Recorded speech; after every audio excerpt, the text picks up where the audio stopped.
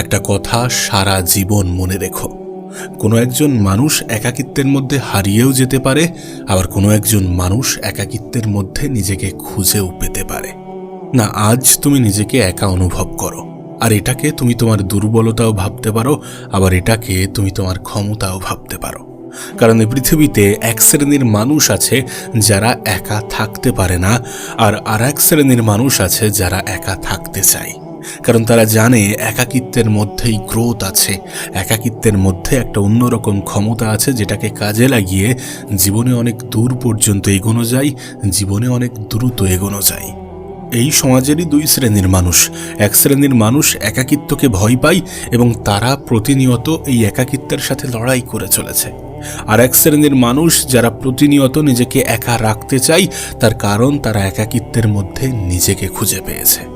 দেখো, লোনলিনেস এবং সলিটিউডের মধ্যে একটা পার্থক্য আছে, আর আজ এই ভিডিওতে আমরা এগুলোই বোঝার চেষ্টা করব। প্রথমে তোমাকে ক্লিয়ার করি যে লোনলিনেস কি।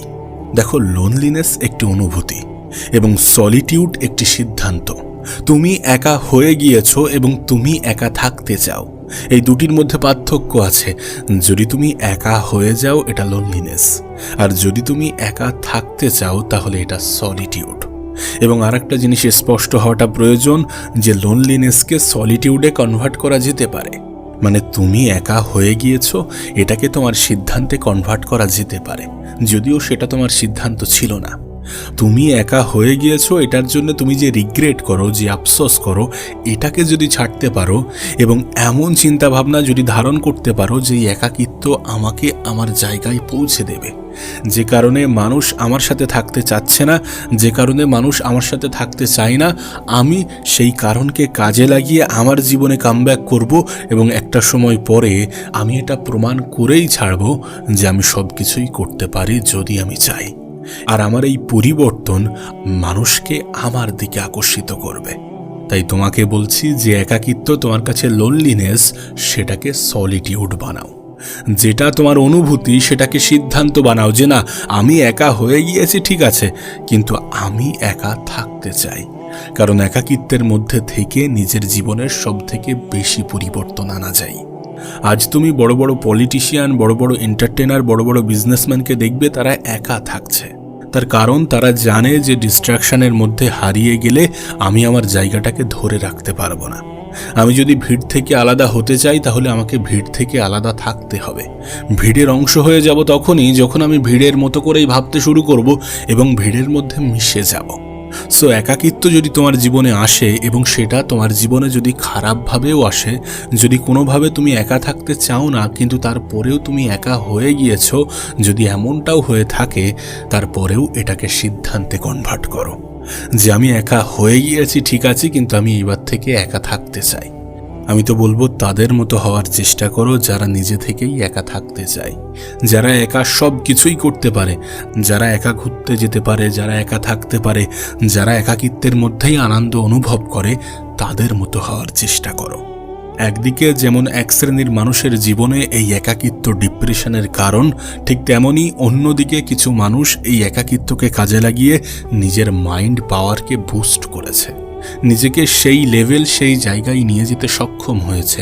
তাই একাকিত্বকে কাজে লাগানোটা আমাদের জন্য প্রয়োজন।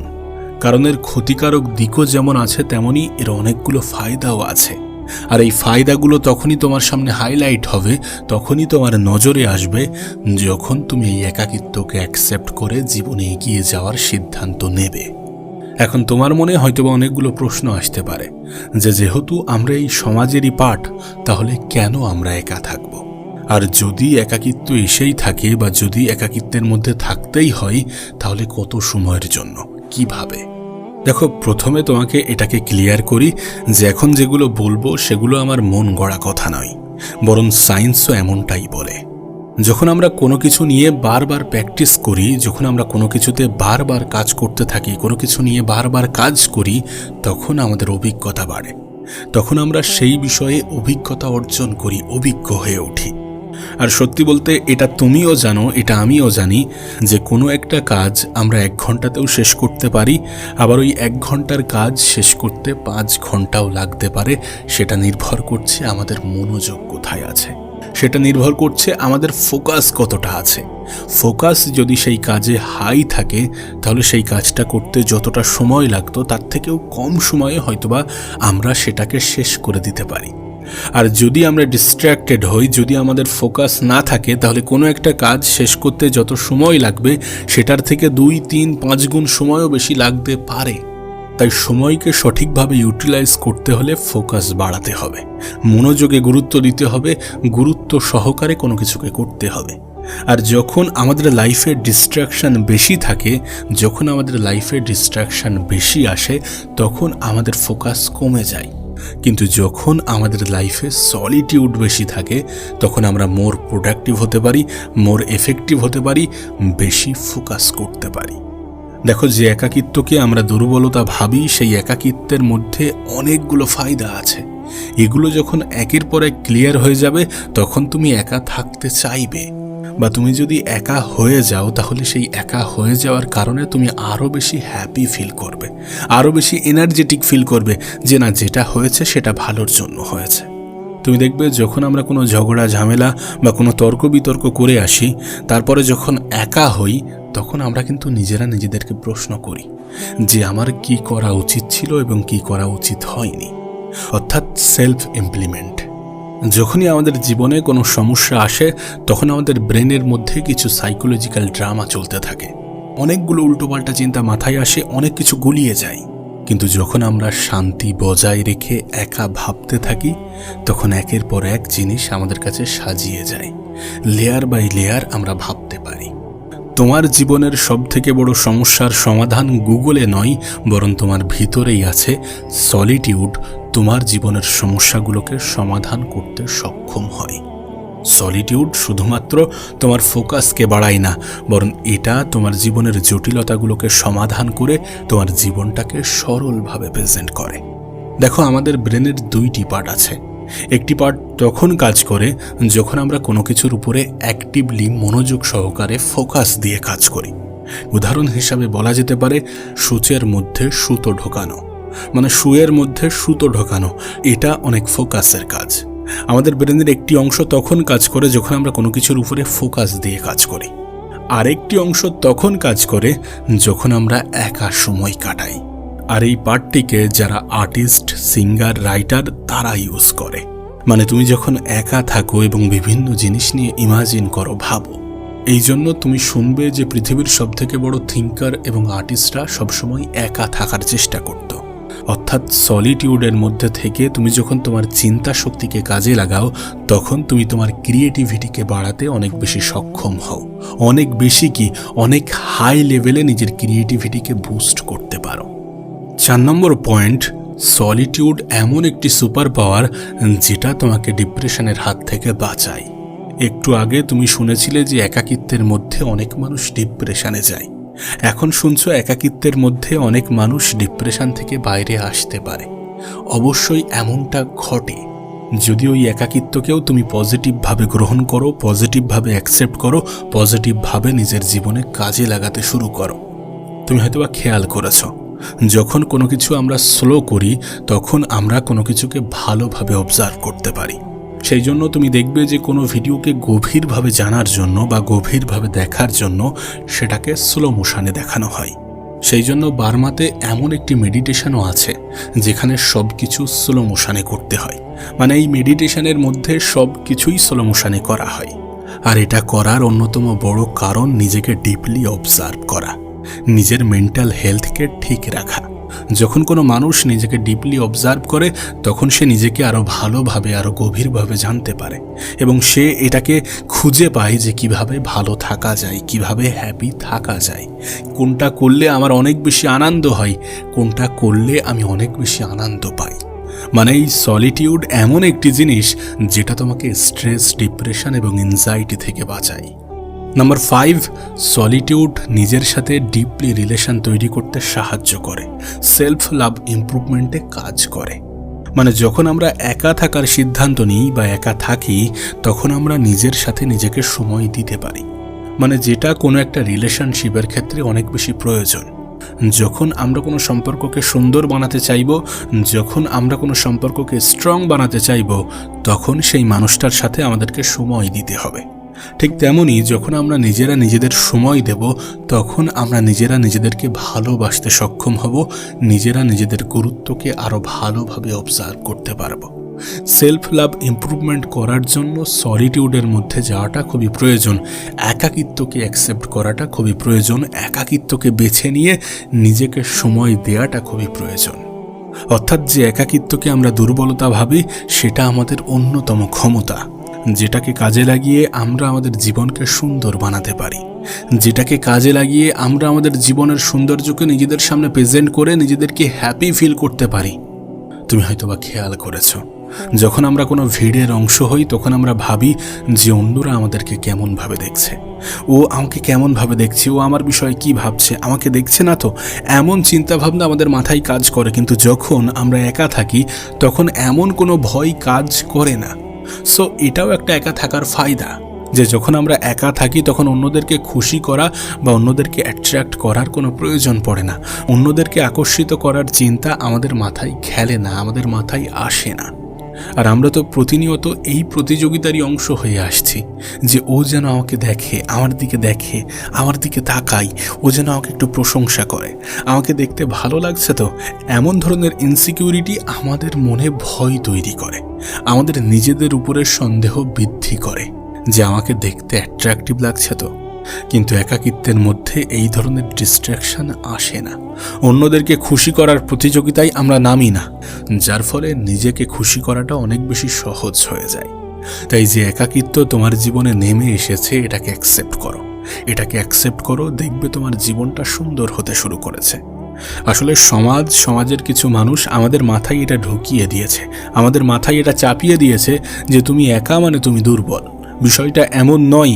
তুমি যদি দ্রুত এগোতে চাও, তুমি যদি তোমার লক্ষ্যে দ্রুত পৌঁছাতে চাও, তাহলে তোমাকে একাই থাকতে হবে, একাই নিজের জীবনকে অতিবাহিত করতে হবে দ্রুত এগোনোর ক্ষেত্রে।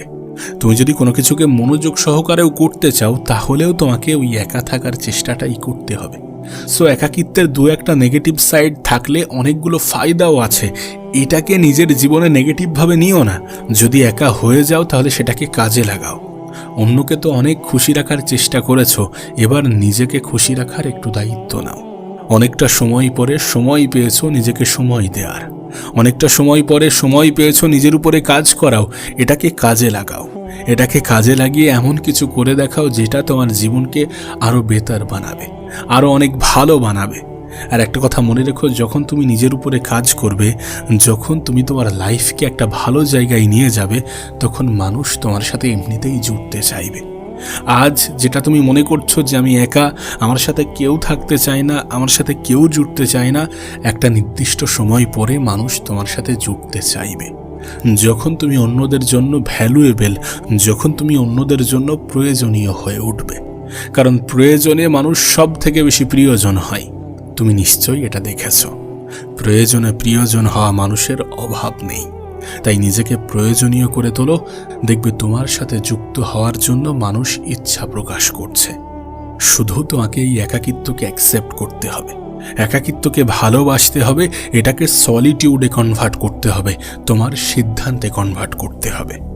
তারপর গোপনে নীরবে কাজ করে যেতে হবে। আমরা যতই চেষ্টা করি না কেন, তুমি আমি চাইলেও সকলের কাছে প্রিয় হতে পারবো না। খেয়াল করে দেখবে, তুমি যখন একজনের কাছে ভালো হওয়ার চেষ্টা করো, তখন অটোমেটিক্যালি আর একজনের কাছে খারাপ হয়ে যাও। তাই সকলের মন জয় করতে চাওয়া মানে বৃথা প্রচেষ্টা ছাড়া কিছুই নয়। দেখো, তুমি যদি তোমার জায়গা থেকে ঠিক থাকো, তোমার যদি মনে হয় যে না তুমি তোমার জায়গা থেকে ঠিক আছো, তাহলে সকলের মন জয় করার কোনো প্রশ্ন নেই। একটা সময় আসবে যখন তুমি অন্যদেরকে খুশি করতে করতে নিজেকে ভুলে যাবে। তাই আমি বলি যে যতটা অন্যের প্রতি দায়িত্ববোধ দেখাও, তার কিছুটা নিজের প্রতি দায়িত্ববান হও। একটু নিজেকেও ভালোবাসো, একটু নিজেকেও সময় দাও।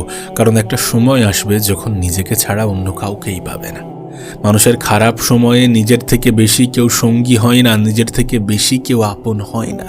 তাই নিজেই নিজের বন্ধু হওয়াটাও গুরুত্বপূর্ণ। যারা তোমাকে প্রয়োজনে ভালোবাসে, প্রয়োজনে প্রিয়জন মনে করে, তাদেরকে শুধুমাত্র ফোন থেকে নয়, বরং নিজের জীবন থেকেই ডিলিট করে দাও। জীবনকে সরল বানাও। আর এই সরলতা তখনই আসবে যখন তুমি জটিল মানুষগুলো থেকে দূরে থাকবে। যারা তোমার জীবনে জটিলতা সৃষ্টি করে, তারা তোমার জন্য উপযুক্ত হতে পারে না। যারা তোমার পিছনে তোমার সমালোচনা করে, তারা কখনোই তোমার প্রিয়জন হতে পারে না।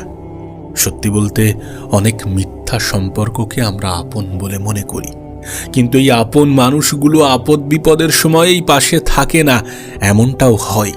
তাই আপন শব্দটা এমন কোনো ক্ষেত্রে ব্যবহার করো না যেখানে ব্যবহার করার পরে শব্দেরই অপমান হয়। সবাই আপন নয়। আপন মানুষগুলো আপন আপন করে চিল্লায় না। আপন মানুষগুলো খারাপ সময়ে দূরত্ব বাড়ায় না। তাই সকলকে আপন ভাবার মতো ভুল কাজটি করতে যেও না।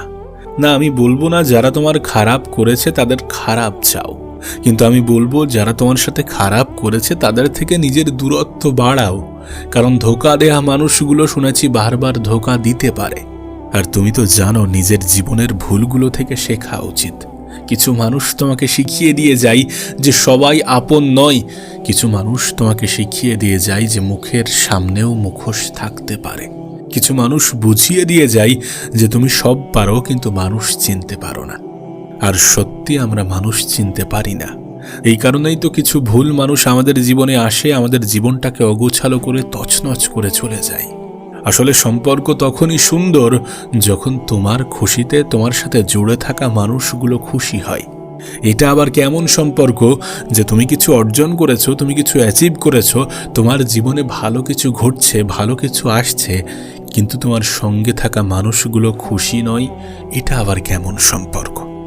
তবে কি বলতো, যখন জীবনের জটিলতাগুলো তোমার কাছে স্পষ্ট হয়ে যাবে, তুমি যখন সমস্ত বাধা বিপত্তিগুলোকে এগিয়ে কাটিয়ে জীবনের ভালো পর্যায়ে পৌঁছাবে, জীবনে নিজের উপরে কাজ করতে করতে নিজের জীবনে গ্রোথ আনতে শুরু করবে, তখন তুমি একটা জিনিসই খেয়াল করবে যে মানুষ হিংসা করে। খুবই কম মানুষই আছে যারা হাত ধরে টেনে তুলতে প্রেফার করে, বাদবাকি বেশিরভাগ মানুষই পা ধরে নিচে টেনে নামাতে অধিক পছন্দ করে। না, এমনটা নয় যে তারা চায় না যে তুমি এগিয়ে যাও। অবশ্যই তুমি এগিয়ে যাও, কিন্তু তাদের থেকে বেশি নয়। তুমি অর্জন করো, তুমি উপার্জন করো, তুমি ভালো থাকো, কিন্তু তাদের থেকে বেশি নয়। দেখো, আমি জানি আজ কথার মধ্যে অনেক নেগেটিভিটি আছে, কিন্তু কি করব বলো, সমাজটা তো এইভাবেই সাজানো হয়েছে।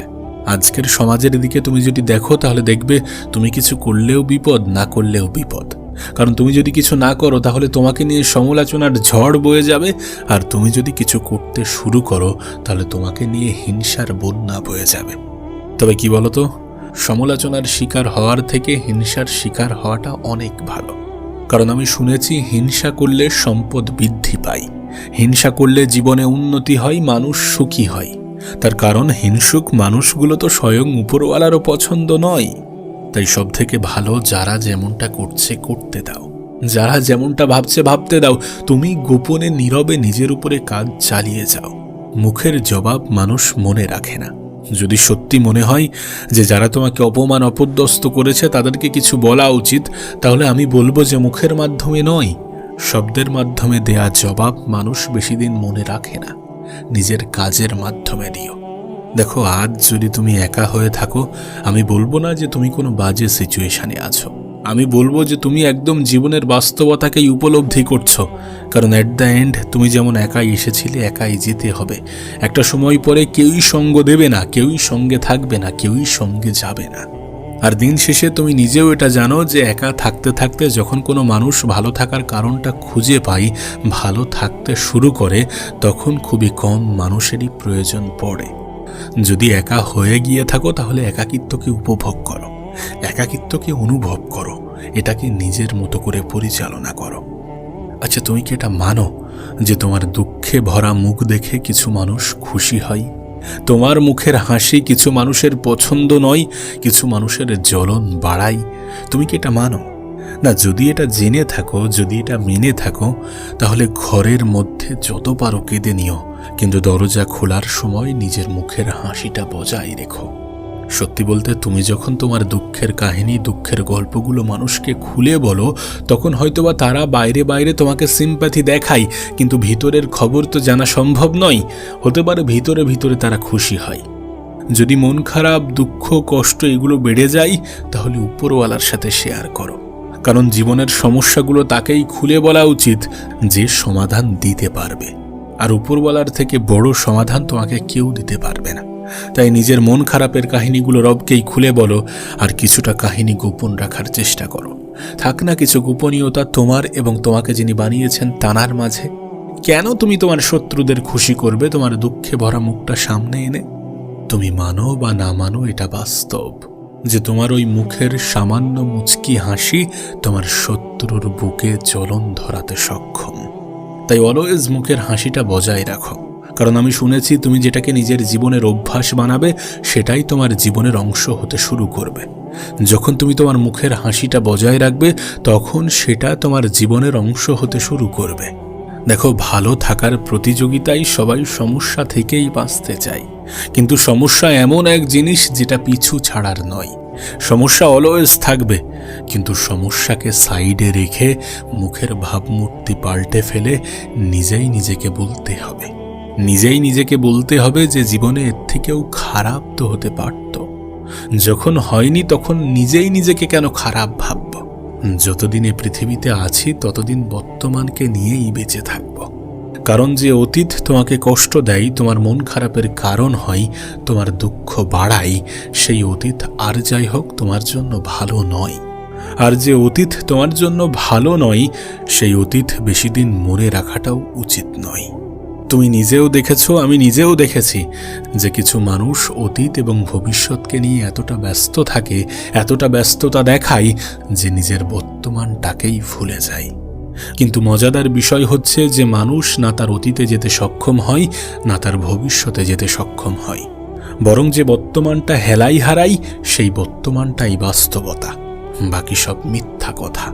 তাই সব থেকে ভালো হয় যে আজকের দিনটাকে উপভোগ করো, অনুভব করো। এই দিনটা কখনো ফিরে আসবে না এমন চিন্তাভাবনা নিজের মধ্যে ডেভেলপ করো, কারণ এটাই বাস্তব। এই দিনটা চলে গেলে আর কখনোই ফিরে আসবে না। আলাদাভাবে মানুষের জীবনে সুখ শান্তি আসে না। প্রত্যেকটা মানুষের জীবন আপস ডাউনে ভরা। এই পৃথিবীটা চিরস্থায়ী দুঃখের ঠিকানা নয়, আবার এই পৃথিবীটা চিরস্থায়ী সুখের ঠিকানাও নয়। এটা এমন একটা জায়গা যেখানে ব্যালেন্স করেই চলতে হয়, কারণ পৃথিবীটা টিকে আছে ব্যালেন্সের উপরে। এখানে প্রত্যেকটা প্রফেশনের মানুষের প্রয়োজনীয়তা আছে। হ্যাঁ, ক্ষুদ্র মস্তিষ্কের মানুষগুলো একে অপরকে দেখে ঘৃণা করে, নিন্দা করে, কিন্তু এটা এমন একটা পৃথিবী যেখানে সকল মানুষেরই প্রয়োজন আছে। আমি তো বলবো, ঠিক যেমন কারোর প্রতি কুধারণা রেখো না, তেমনি কারোর থেকে বেশি আশা করো না। কে জানে তোমার অতিরিক্ত আশা হয়তোবা নিরাশার কারণ হবে। কে জানে তোমার অতিরিক্ত আশা হয়তোবা হতাশা বৃদ্ধি করাবে, তোমার দুঃখের পরিমাণ আরও বেশি বাড়াবে। শুরুতে তোমাকে যেটা বলেছিলাম সেটা আবারও বলছি, যে যারা যেমনটা ভাবছে, যারা যেমনভাবে চলতে চাচ্ছে, চলতে দাও, ভাবতে দাও। তুমি শুধু নিজেকে নিজের মতো করে গুছিয়ে নাও। অন্যের থেকে অতিরিক্ত আশা ছেড়ে দাও। জীবনে ভালো সময় আসবে এমন ভেবে ভেবে নিজের বর্তমানকে হেলাই হারানো বন্ধ করে দাও। আর জীবনটা সুন্দর এমন ধারণা নিজের অন্তরে জন্ম দাও। কারণ ওই যে তোমাকে বললাম, তুমি যেমনটা ভাবতে শুরু করবে, তোমার জীবনটা তোমার কাছে তেমনই হতে শুরু করবে। আর যদি বিষয়টা এমনই হয়, তাহলে নিজের বিষয়ে কি পজিটিভ ধারণা রাখা উচিত নয়? প্রশ্ন তো নিজেকে করাই যায়। অন্যদের নেগেটিভিটি নিজের মনে আশ্রয় দিও না। অন্যরা নেগেটিভ ভাবলে ভাবতে দাও, তুমি যেন নিজের বিষয়ে নেগেটিভ ভাবতে যেও না। দেখো, অভাব অভিযোগ প্রত্যেকটা মানুষের জীবনেই আছে, কিন্তু এগুলোকে হাইলাইট করে যেন সুখ, আনন্দ, খুশি এগুলোকে বাড়িও না। দিন শেষে প্রত্যেকটা মানুষই ভালো থাকার লড়াই লড়ছে, সেই ভালো থাকার জায়গা থেকে যেন সরে যেও না। অন্যদের মতো করে ভাবতে যেও না। যারা অন্যদের দেখে দুঃখ পাই, কষ্ট পাই, মন খারাপ হয়, তাদের মতো ভাবতে যেও না, তাদের মতো চিন্তাও রেখো না। বরং পারলে নিজেদেরকে নিয়ে ব্যস্ত থাকো, কারণ নিজেকে নিয়ে ব্যস্ত থাকা মানুষগুলো শুনেছি ভালো থাকে।